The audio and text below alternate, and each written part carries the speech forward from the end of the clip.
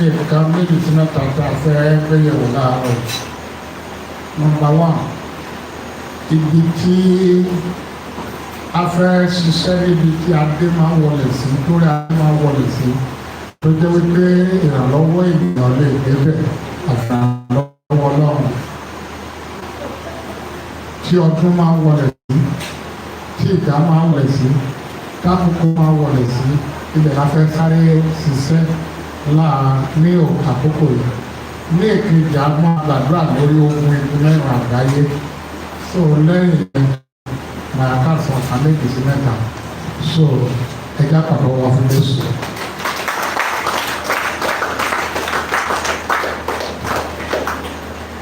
Ẹja dìde lórí ẹsẹ̀ wọn. Ẹja dìde lórí ẹsẹ̀ wọn. Hallelujah. Amen. Amen. Kí a tó ẹ má bínú ẹ jókòó. Ibi àkọ́kọ́ tí a ti fẹ́ ṣiṣẹ́ òun ni àlá. Àlá rí. Ojú àlá jẹ́ ibi àdùtú láti ọdún ènìyàn, ayé ènìyàn, ìgbà ènìyàn, ọlá ènìyàn, adé ènìyàn, ìjọba ènìyàn, olóore ènìyàn, ọdún ènìyàn, ọjọ́ eré ènìyàn máa wọlé sí. Tí ìrànlọ́wọ́ wòlíì, pásítọ̀ àti àwọn ẹgbẹ́ míì tó kù tí ò sì lè wọbẹ̀ láti bá wa gbà, àfi tí Ọlọ́run fúnra rẹ̀ bá dìde tí ó bá wa dá sí. Àlá mẹ́ta ló sùn wà. Àlá àkọ́kọ́, àlá tí a lá, tí a jí tí a mà.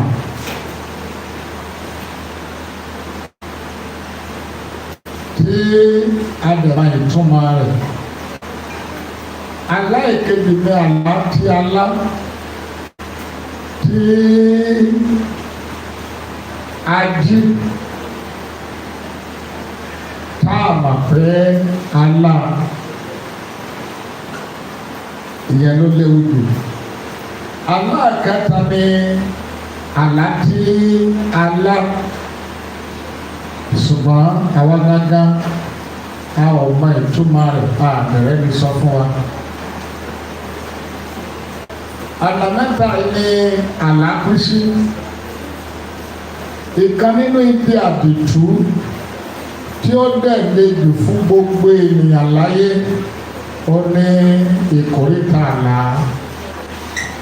Mo jẹ́ ẹni àmì òróró kò débẹ̀. Mo ní ìpè kò kàn. Mo gba ìwẹ̀ kò kàn. Mo màdúrà gbà kò kàn ọ̀rọ̀ ogun ojú àlá.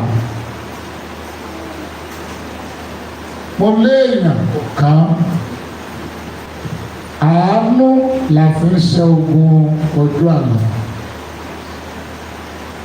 Àlá tó dẹ̀ burú jù ni pé kí ènìyàn lálàá kó jí kó má rántí. Àbí èkejì kó rántí kó má mọ ìtumọ̀ rẹ̀. Ẹ̀kẹta tí àkọ́kọ́ tí alátàmà túmọ̀ rẹ̀ abẹ́rẹ́ ní ìsọ̀túnmọ̀ fún ọ̀sẹ̀ tó dáa, torí à lè mọ ọ̀nà àbáyọ àtàdúrà rẹ̀.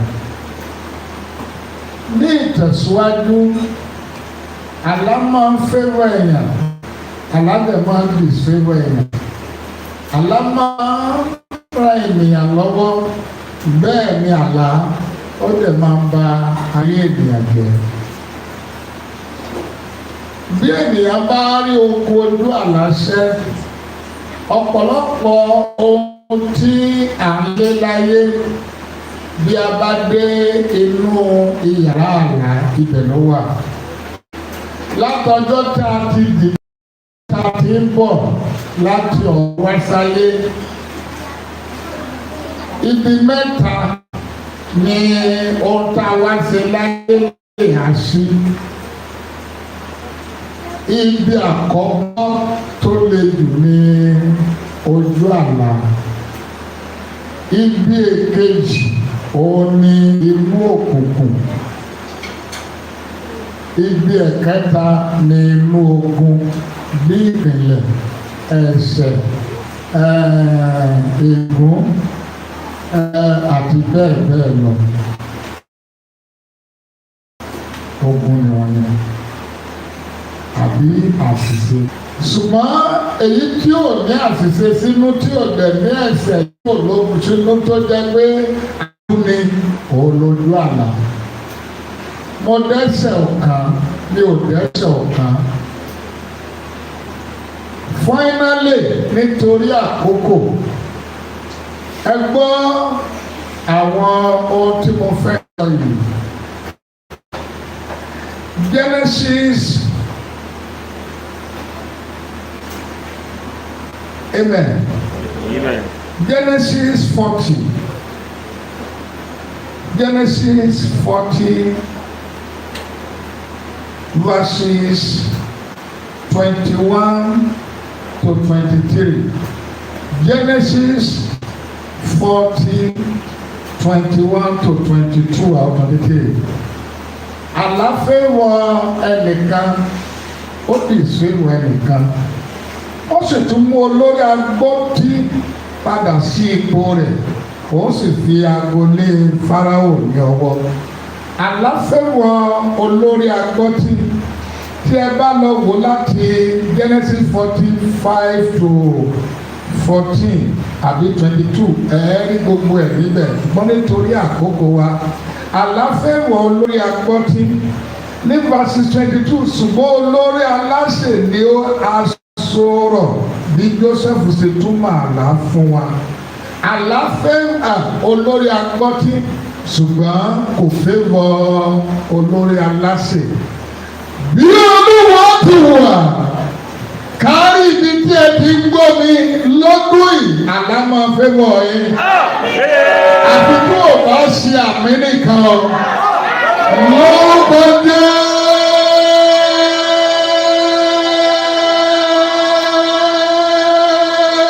Àlá yóò fẹ́ wọ̀ rẹ lọ́dún yìí.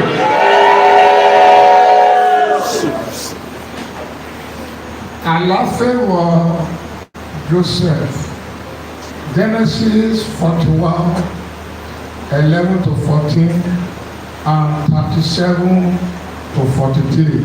Genesis 41, 11 to 14 and 37 to 43. Àlá ni ó kọ́kọ́ sọ Joseph di ọba. Bíbélì tí ẹ̀jẹ̀ ká sọ wípé nígbà tí àlá mú Joseph nínú ẹsẹ̀ rẹ̀ 11 to 14. Àlá ló mú Joseph jáde nínú ẹ̀wọ̀n. Bó ti jáde, àlá ló fa orí ẹ̀, àlá ló pààrọ̀ aṣọ rẹ̀. Lẹ́yìn yẹn, àlá wá dúró ń bẹ̀ fún Joseph. Àlá tó wá mú Joseph lọ wájú ọba kò wá dúró ń bẹ̀. Àlá tó wá fún Joseph ní aṣọ ọba kò wá dúró bẹ́ẹ̀. Àlá tó wá fún Joseph ní ẹṣin ọba kò níbi tí àlá fẹ́ wọ Joseph dé. Mariaba, Mazu, Yaya, Bahaili, Ukwagama, Jadibi, Dunudu Adabi, Uwa Gagabi. Àlá wá dúró bẹ́ẹ̀ o. Àlá tó wá fẹ́ wọ Joseph dé ìkórìtà ogun ẹṣin ọba kì í má dúró ń bẹ̀. Àlá wá jẹ́ kí gbogbo ayé wa máa pariwo pé kábíyèsí níwájú Joseph. Bí Olúwa ti wà, gbogbo bí ẹ ṣe ń gbọ́ mi lónìí, àlá yóò sọ ọ́ di ọba lọ́dún yìí.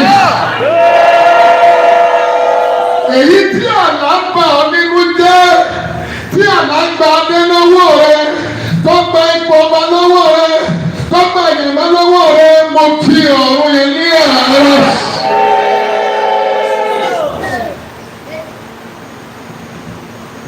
Àlá ẹ̀kọ́ rẹ̀ di fídíò láti ṣẹ́ ogun Mídíánì. Onídàájọ́ orí ìkeje 13 to 15. Àlá ẹ̀kọ́ rẹ̀ di Gídíónì láti ṣẹ́ ogun Mídíánì fún àwọn ọmọ ẹ̀yìn ẹ̀ méjì torí ẹ̀rù ti fẹ́ gbé mi. Ayé ẹ̀rù ti ẹ̀rí ti dì í mú ogun tí Ọlọ́run ti ṣá ẹ̀rọ jẹ́ kó fèsì ẹ̀ ṣùgbọ́n torí àgbàlá àwọn tó ń tẹ̀lé àwọn ọmọ ẹ̀yìn ẹ̀ àtìtúmọ̀ tí wọ́n ní jẹ́ wọ́n encourage gíbí ó lè pé pursue you are conquered. Bí Olúwa ti wà ó pẹ́ tí àná ti disappoint ẹ this year àná will encourage you. Dream will encourage you. Ó pẹ́ tí ogun ti borí èmi àtiwọ́ lọ́dún yìí àná yóò rẹ̀ wá lọ́wọ́ láti ṣẹ́ ogun. Yóò gbọ́ àmì rẹ̀ dáadáa. That is amen.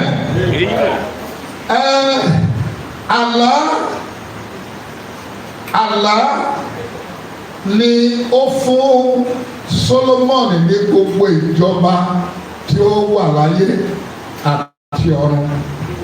Àlá ló fún Solomon ní àwọn àdúrà àwọn ìbéèrè tí ó béèrè àlá àbí ẹ̀fún. Àlá ló jẹ́ kí Solomon rí Olúwa. Lẹ́yìn yẹn àlá fi kún ọjọ́ rẹ̀. Ní ojú àlá ni Solomon ti gbọ́ pé mo fi ọjọ́ kún ọjọ́ rẹ̀. Àṣé àlá lè increase ọjọ́ orí ẹ bí wọ́n bá ní ọdún ìní àókù. Àṣé àlá lè multiply ayé ènìyàn.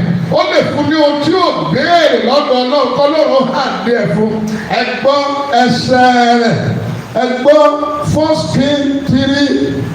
1 King 3 verses 5 to 15. 1 King 3 5 to 15. Nígbà tó dé verses 15 line 1 yẹn Bíbélì ní pé nígbà tí ó jí sì kíyèsí àlá nẹ. Bí Olúwa ti wà iye ohun tí èmi àtiwọ́ yóò sùn lọ́dún yìí lórúkọ Olúwa àlá òní gbàgbọ́dì fún wa. Bí ẹ ṣe ń ṣe àmì máa háìlì kókó àgà bá àzáyà màdúà dàbí àbá kókó dàjà mí ìṣàkàndàlì. Ẹ wo bí ẹ ṣe ń ṣàmì, ẹ wo bí ẹ ṣe ń ṣàmì tó kó bá ọba àwọn ọba tó fi kó bá ọba wá ṣe láyé. Bí Olúwa ti wà lọ́dún yìí.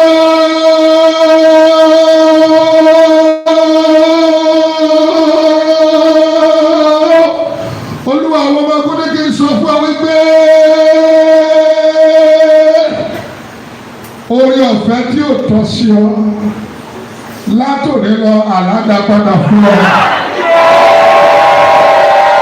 Àládà padà fún ọ. Àládà padà fún ọ. Ìgbélórí ajókòójókòó ní ìṣẹ́jú kan. Àlá escape Plato àti ìyàwó àti ìdílé ẹ̀ lọ́wọ́ ìdájọ́ ayérayé. Àlá náà escape Plato àti ìyàwó ẹ̀ kó lọ́wọ́ ìdájọ́ Ọlọ́run àti ìdájọ́ ayérayé lórí Jésù. Matthew 27:19.